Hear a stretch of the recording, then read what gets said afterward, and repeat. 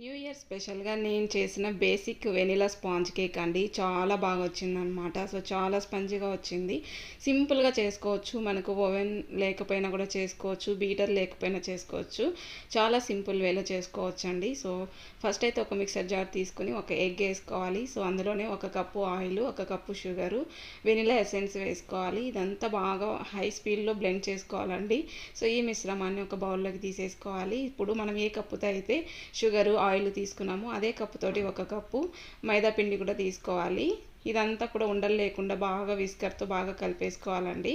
So consistency అనేది ఇలా ఉండాలన్నమాట. సో ఇప్పుడు ఒక బేకింగ్ ట్రే తీసుకొని ఆ ట్రేకి ఆయిల్ అప్లై చేసేసి మనం రెడీ చేసి పెట్టుకున్న కేక్ బ్యాటర్ని అందులోకి ట్రాన్స్ఫర్ చేసేసి ఓవెన్లో అయితే 180 డిగ్రీస్ వద్ద 30 మినిట్స్ వరకు బేక్ చేసుకుంటే బేసిక్ వెనిలా కేక్ రెడీ అయిపోతుంది అనమాట.